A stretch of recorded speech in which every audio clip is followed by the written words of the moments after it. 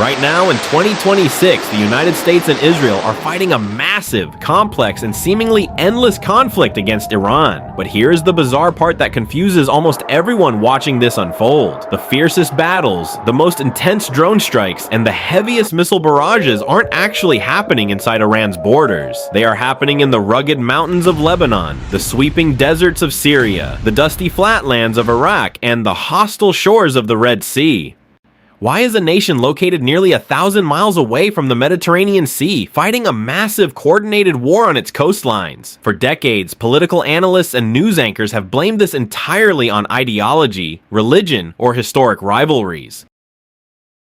But if you want to know the real, structural reason why Iran operates a massive, multinational network of proxy militias across the entire Middle East, you have to throw away the political textbooks and look strictly at the map.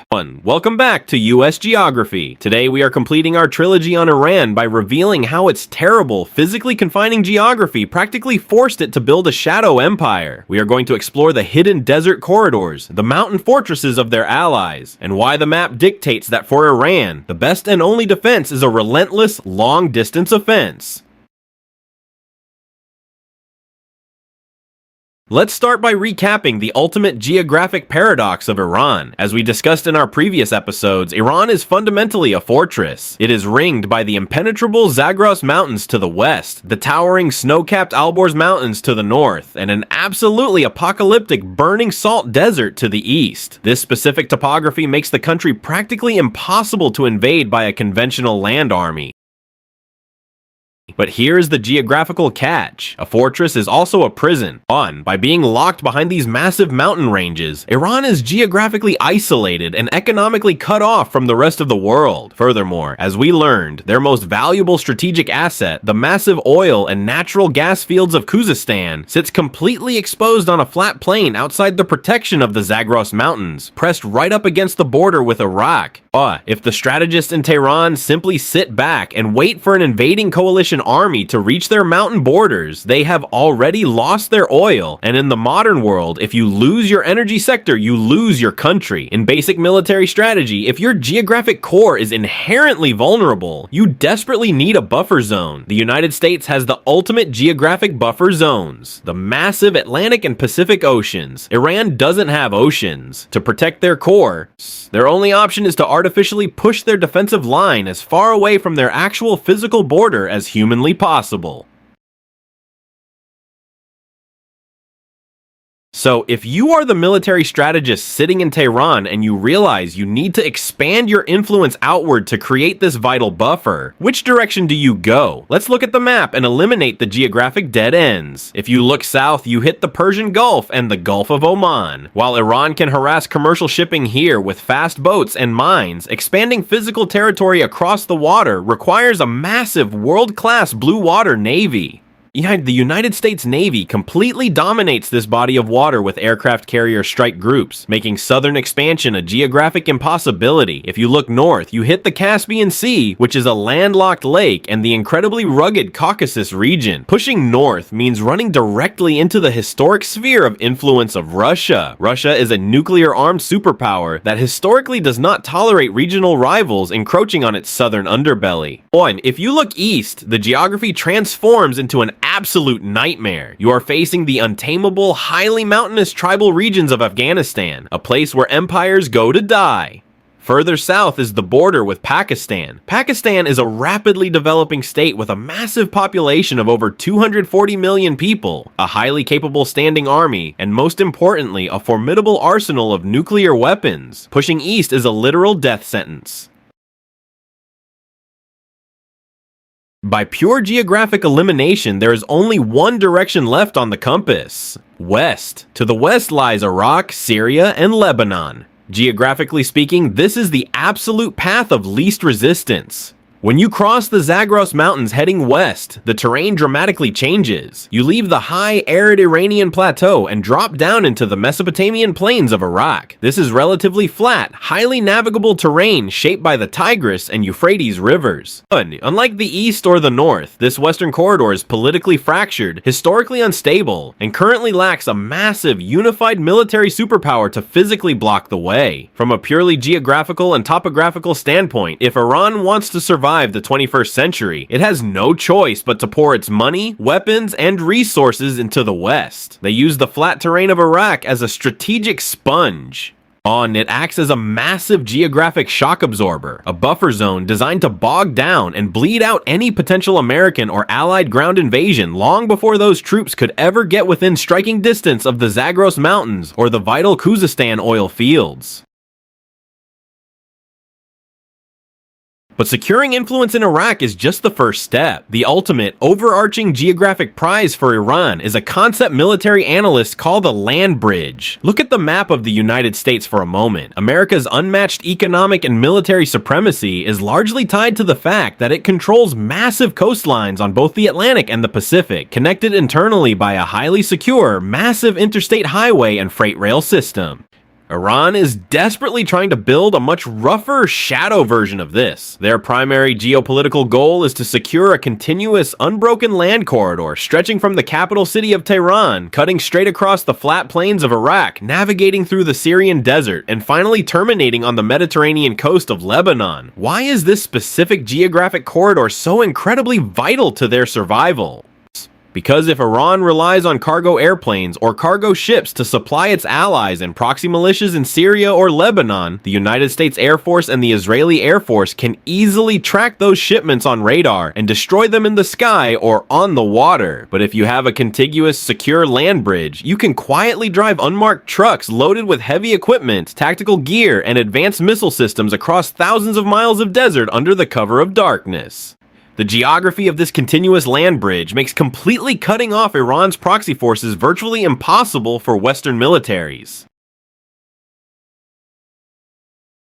Let's zoom in on the hardest part of that land bridge, Syria. Crossing the Syrian desert isn't as simple as driving in a straight line over flat sand. A massive portion of this terrain is an unforgiving wasteland that destroys vehicle suspensions and exposes convoys to satellite surveillance. To make this land bridge work, Iran relies heavily on a very specific geographic feature, the Euphrates River Valley. Rivers aren't just for drinking water. In a desert, they are the only places where human infrastructure, roads, and towns can exist. By embedding their logistical routes within the populated towns and agricultural zones that hug the Euphrates River as it cuts through eastern Syria, these convoys can blend in with local civilian traffic. They use the natural geography of the river basin, the slight dips in elevation, the dense palm groves, and the urban sprawl to mask their movements from the multi-billion-dollar spy satellites orbiting above. The river valley acts as a natural geographical trench, providing cover and concealment all the way to the Mediterranean coast.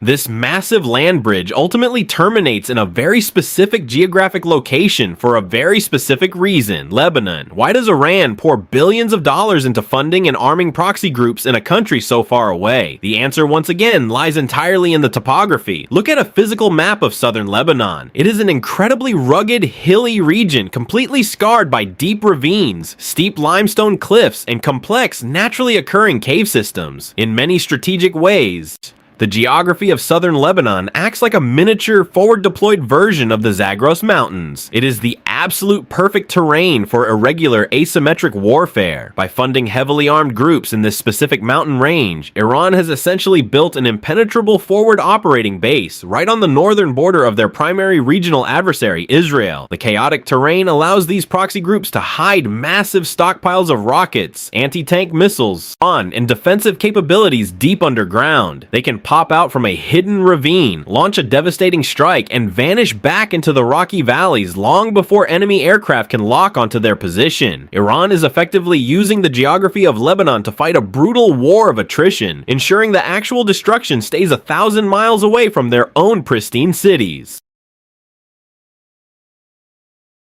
There is another critical reason why this mountainous, fractured terrain across the Middle East is so vital to Iran's 2026 war strategy: drone warfare. The United States operates the most advanced early warning radar systems and air defense networks on the planet. If you fire a traditional missile high into the atmosphere across a flat desert, US radar will see it immediately and shoot it down. But radar relies on line of sight. Radar waves cannot penetrate solid rock.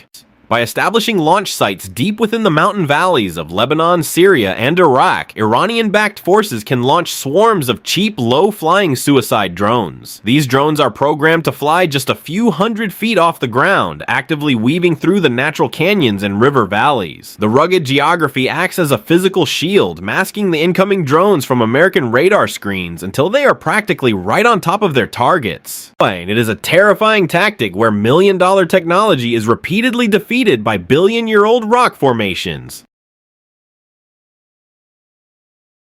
But this shadow empire isn't just about the land bridge to the Mediterranean, it's also about geographically controlling the global economic choke points. As we discussed in our very first video, Iran physically controls the northern shore of the Strait of Hormuz, giving them the terrifying power to choke off the global energy supply at will. But relying on just one geographic choke point is a dangerous single point of failure, so look at the map of Yemen. Yemen sits entirely on the southern tip of the Arabian Peninsula, directly bordering the Bab el-Mandeb Strait. This incredibly narrow stretch of water connects the Red Sea to the Indian Ocean. Practically all maritime trade moving between Europe and Asia through the Suez Canal must pass through this tiny geographic bottleneck. By establishing strong ties and supplying advanced weapons to forces in Yemen, Iran effectively gained control over a second massive lever on the global economy. And just like Lebanon, the geography of western Yemen is defined by steep, jagged mountains. These mountains provide the perfect elevated terrain to hide mobile missile launchers and launch low-cost drones at multi-billion-dollar commercial freighters traversing the strait below. Geographically, Iran has positioned its allies to hold the world's two most important maritime arteries at risk simultaneously, without ever putting its own sovereign territory directly in the crosshairs.